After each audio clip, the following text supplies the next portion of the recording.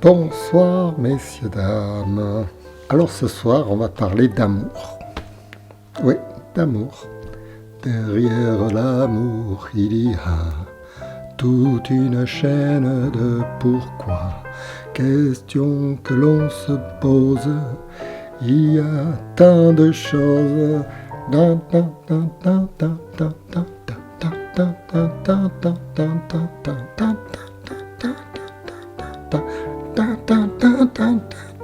Aime-moi, aime-moi plus fort. Empêche-moi de me détruire. Aime-moi, aime-moi plus fort. Empêche-moi de me détruire. Salut Johnny. Alors, l'amour. L'amour, qu'est-ce que c'est ?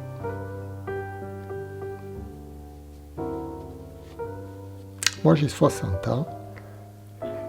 Disons que ça fait 45 ans que je me pose la question. Je me pose la question.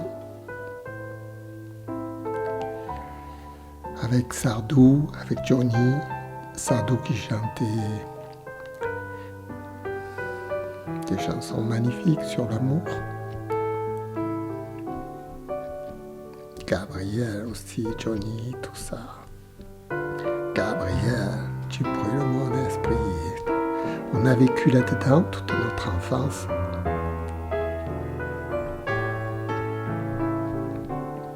Femme des années 80.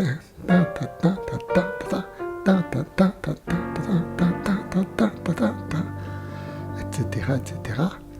On a rêvé à l'amour, on a sublimé l'amour, on a couru tout le long de notre vie après un mirage, une illusion d'amour. Aimer à perdre la raison, aimer, etc. Mais c'est quoi l'amour finalement ? Alors, quand on va retourner à des leçons paternalistes, qui aime bien, châtie bien, avec ça on est bien avancé. Maintenant, moi, personnellement, j'ai voulu comprendre vraiment ce que c'était l'amour. J'ai fait des recherches dans les bibliothèques, je suis allé fouiller dans tous les livres qui parlent du sujet. J'ai trouvé des livres formidables. D'Eric Fromm, c'était, etc. L'amour comme une espèce de devoir, une espèce de... Il faut apprendre à aimer, en fait. Alors, c'est bien beau de dire qu'il faut apprendre à aimer, mais comment aimer ?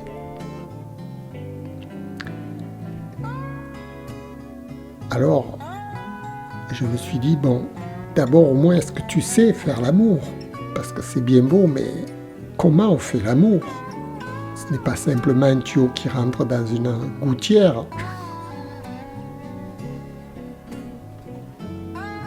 On a parlé des chats de gouttière, etc.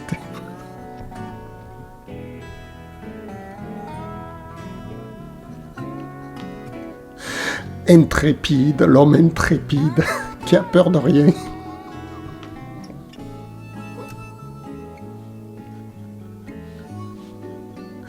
Mais c'est quoi l'amour ? Alors, on peut rêver d'amour, vous voyez. Moi, j'ai rêvé toute ma vie d'amour.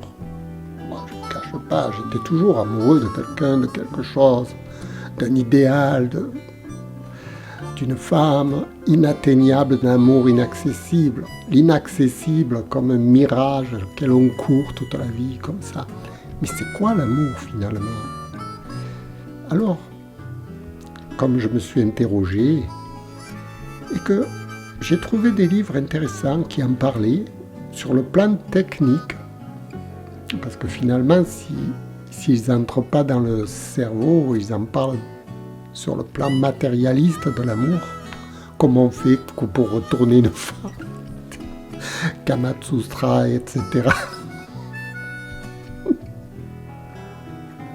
des jeux d'équilibristes, de trapézistes.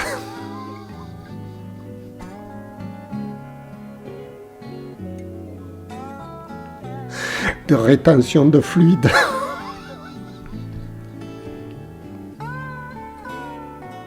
À mourir de rire, mais avec ça... Oh.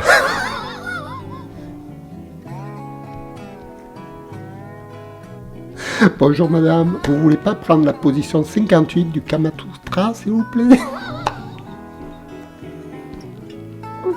La bonne femme. Oh oui, mais la 32 me plaît un peu mieux quand même, monsieur.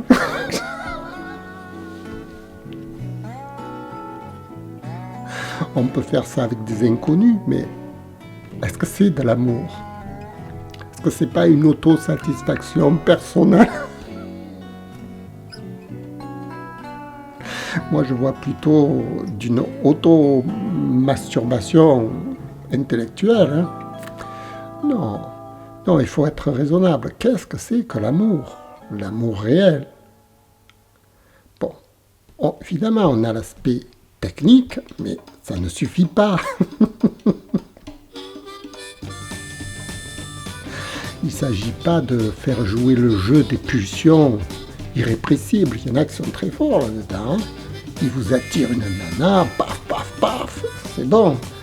D'accord, ça c'est le jeu des pulsions, mais où il est l'amour? Le gars est satisfait. Bye bye, à demain.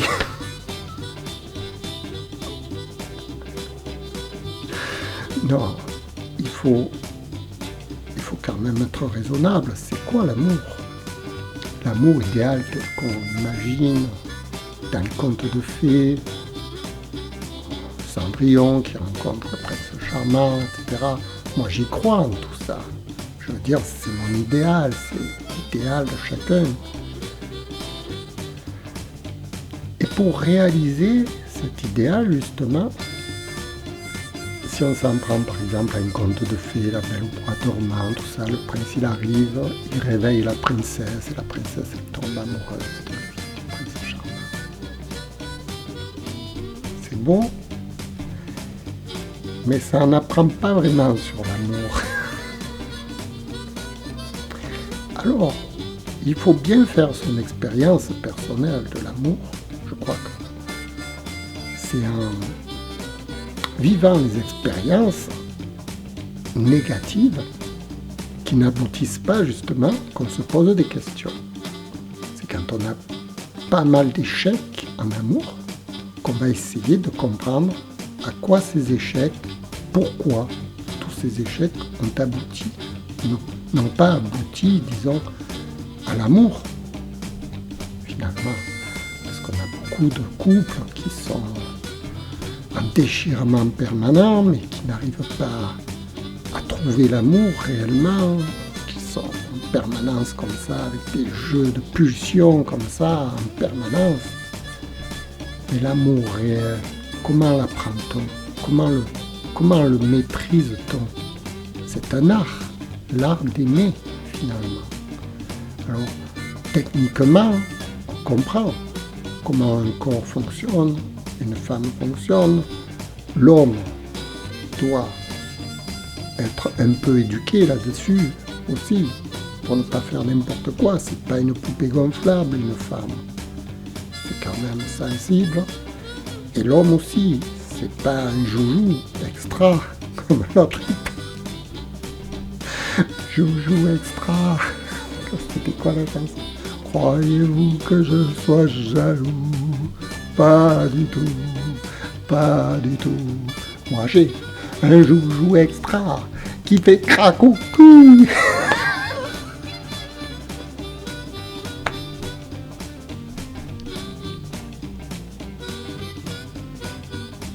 Ah, c'est à mourir de rire. Connerie.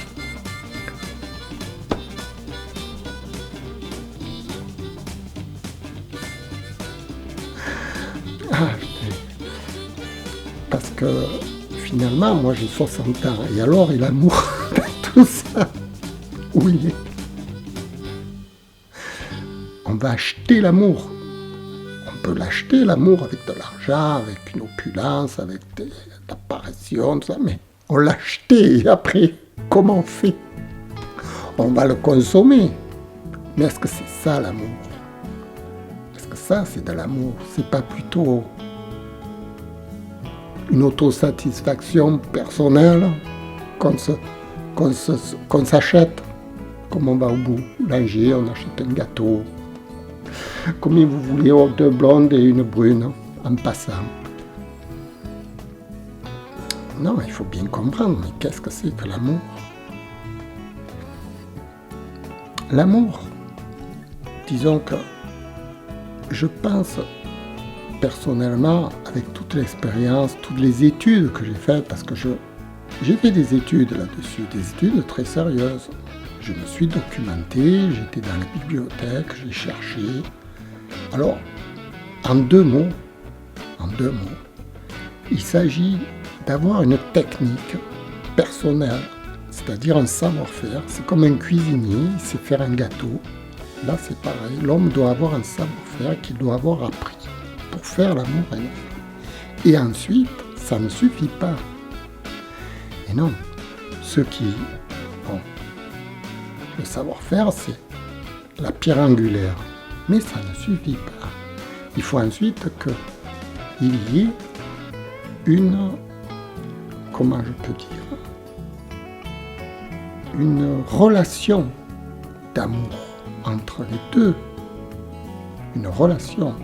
C'est-à-dire que si vous avez une simple technique, c'est très bien, mais si vous n'avez pas la relation, c'est-à-dire la mise en pratique de cette technique demande une relation, d'établir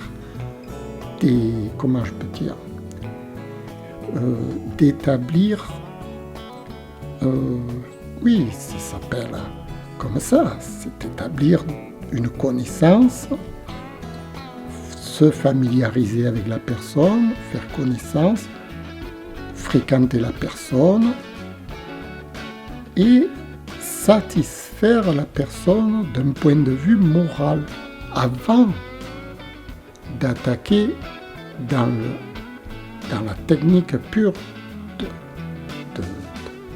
de l'accouplement, je veux dire. Parce que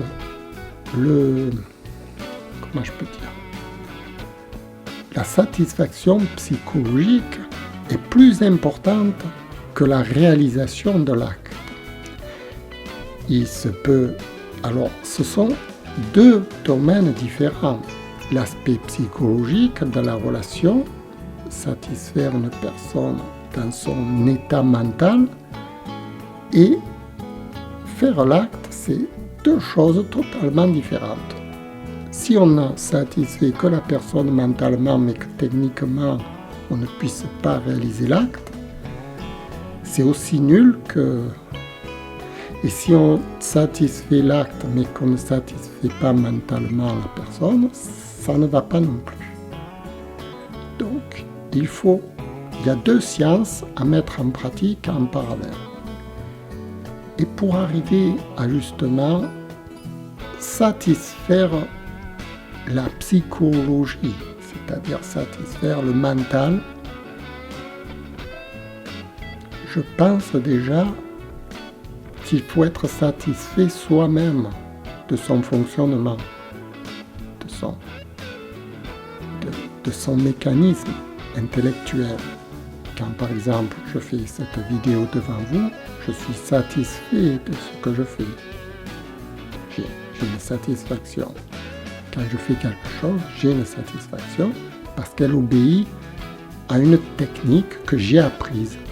Cette technique, je la mets en pratique. C'est pareil quand on fait l'amour. Quand on fait l'amour, on met en pratique une technique de réalisation de l'acte. Sans parler du technique qui va venir après, remplir la scène, si vous voulez, d'amour. Et cette mise en pratique, c'est comment réaliser l'acte avant qu'il ne se réalise en quelque sorte. C'est comment préparer l'acte. alors là, moi-même, j'en suis là, je suis exactement à ce niveau. Comment préparer la préparation de la satisfaction morale qu'on a? Disons que le problème qu'il y a, c'est qu'il faut que les deux personnes comprennent, c'est-à-dire soient sur la même longueur d'onde, c'est-à-dire qu'il y a les mêmes satisfactions, si bien chez la femme que chez l'homme. La même satisfaction implique donc le développement psychologique qui va accompagner la préparation. Ce développement psychologique est très important. Si la femme ou l'homme, s'il n'y en a qu'un des deux qui a le développement psychologique, la deuxième personne va être lésée parce qu'elle ne va pas atteindre sa satisfaction, même si l'acte est parfait, même si tout va bien, elle ne va pas atteindre ça parce qu'elle n'a pas moralement la satisfaction de ce qu'elle fait. Il faut que moralement, pour atteindre cette satisfaction personnelle, ça n'obéit pas simplement à un goût égocentrique, ça obéit à la mise en relation sociale. Il y a un tas de facteurs qui vont faire que l'être humain va être satisfait. Comme je vous expliquais, je fais cette vidéo, je suis satisfait de faire cette vidéo parce que je mets en pratique une certaine technique, ma propre technique de comédien. C'est la technique de comédien, de l'acteur, si vous voulez, que j'explique dans mon petit manuel d'art dramatique, comment devenir un acteur extraordinaire. J'explique comment j'ai réussi à être satisfait de mes actes quotidiens, quoi que je fasse. Quoi que je fasse, j'ai une satisfaction directe en retour qui me vient. Parce que je mets en pratique quelque chose. C'est comme un footballeur sur le terrain de foot. Il est satisfait de tous les gestes qu'il réalise parce qu'il met en pratique sa technique qu'il a apprise pendant des années. Il a appris à faire un mouvement, il a appris à tirer un coup franc, il a appris à faire un jeu de tête. Et tout ça, quand il met en pratique, il est satisfait. Dans la vie, c'est pareil. Il faut apprendre une technique de satisfaction de l'acte que l'on fait. Parce que les actes obéissent aussi à une technique, à une pratique, à tout ce que vous... C'est pas tout ce que vous voulez, c'est à une pratique bien construite. Il faut se construire. Et lorsqu'on est construit psychologiquement, on peut ensuite apprécier la vie dans toutes ses caractéristiques. On peut apprécier de faire l'amour, par exemple. On peut apprécier tout. On peut tout apprécier, manger quelque chose, agir, aller danser. La danse aussi, ça me passionne. C'est une activité qui met en pratique à la fois la technique et à la fois la psychologie. Tout ce qui est vital sur la Terre s'apprend et doit se comprendre. C'est pourquoi j'ai écrit ce petit manuel dont je vous parle, la méthode du comédien, comment devenir un acteur extraordinaire. Acteur, c'est acteur de n'importe quoi. Acteur dans tous les métiers, dans toutes les catégories. Vous pouvez réaliser la technique. Par exemple, moi je l'applique dans tout ce que je fais. Je suis. Bon, j'allais dire extraordinaire, mais c'est vrai. Hein. Je vous jure que c'est vrai.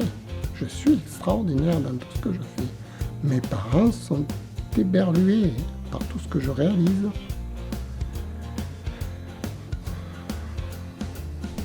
Voilà.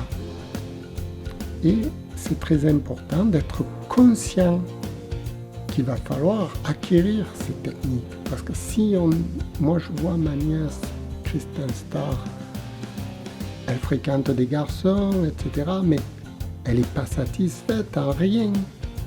Il n'y a rien qui correspond avec ses désirs, sa volonté. Parce que la volonté et les désirs ne suffisent pas dans la vie. C'est un peu comme un aviateur. Si je veux conduire un avion, j'ai le désir de conduire l'avion, ça serait bien, j'adore l'avion, je veux monter, je veux faire les avions, allez, je vais prendre le premier avion qui passe. Allez hop, je vais monter dedans, je vais conduire et tout. Qu'est-ce qui va arriver? Il va peut-être décoller par coup de chance, et puis il va se scratcher. Soit il ne va pas pouvoir atterrir, soit il va être pris dans une tourmente de météorologie, il n'a rien étudié, le gars. Comment voulez-vous que l'avion fonctionne? Ça va être un désastre. Et je vois tous les jeunes dans la même situation. Moi, je vais prendre une femme, je vais faire ce que je veux, je vais aller à l'Himalaya, je vais aller au 7e ciel, etc. C'est bien beau d'avoir la volonté, mais il faut avoir la technique d'amener la personne et la technique de le faire. À la fois, comme je vous disais, psychologique et à la fois techniquement sur le plan physique. Ça obéit ce n'est pas un mécanisme animal. Ce n'est pas un mécanisme animal, pas du tout. C'est un autre mécanisme. Vous savez bien que l'être humain est capable de choisir, de faire l'amour, de ne pas faire l'amour. Il n'est pas dans la logique d'un animal. La femme n'est pas en chaleur, tout à coup, comme les animaux, ils sont en chaleur, allez hop, n'importe quel mâle, c'est bon. Ça ne marche pas comme ça. L'être humain, il est beaucoup plus sophistiqué, beaucoup plus raffiné dans la technique de la mise en place de l'amour. C'est une chose dont on n'est pas assez instruit, parce que personne ne nous explique. C'est pour ça que je me permets maladroitement de le faire un petit peu avec vous. J'ai pris le temps de vous l'expliquer, de bien le cadrer, mais j'ai mis quand même 45 ans.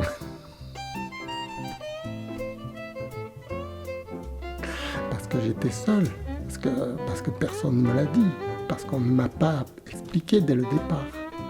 C'est pour ça que j'ai mis 45 ans. C'est une chose qu'il faudrait apprendre dès le plus jeune âge, les relations sociales, le théâtre, la comédie, la mise en pratique des relations sociales dès le plus jeune âge. Pas tout à fait, parce que quand on veut apprendre le théâtre, ce n'est pas de faire du théâtre tout de suite. Il faut apprendre déjà beaucoup de choses sur la psychologie avant de faire du théâtre. Voilà. Avant de devenir comédien, il faut 15 ans d'études quand même. On ne peut pas, dès la 4e, 5e année, monter sur scène et se présenter comme je vois de partout à la télévision, des gens qui ne comprennent rien et qui font de la comédie. À la télévision, c'est une catastrophe. C'est effrayant de voir à quel point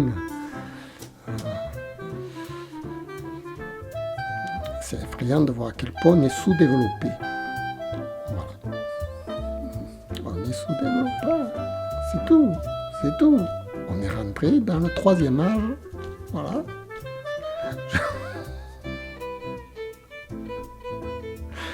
Je vous remercie d'avoir écouté, comprendra ce que vous comprendrez. Voilà, j'ai pris le temps de vous expliquer mon point de vue. Et lisez mon petit manuel, vous allez tout comprendre. J'ai mis des références. De quel savant je parle d'Eric Berne, je parle de Carl Jung, je parle du I Ching pour la sagesse chinoise. Je parle de Konstantin Stanislavski, le maître d'art de la comédie. Je parle de Lee Strasberg, du studio de l'acteur. Je parle des auteurs qui m'ont influencé dans ma façon de comprendre les choses. Et j'ai mis 30 ans. Voilà. Je vous remercie d'avoir écouté. Je vous dis merci, à bientôt. Voilà. Faites l'amour, mais avec modération. Au revoir.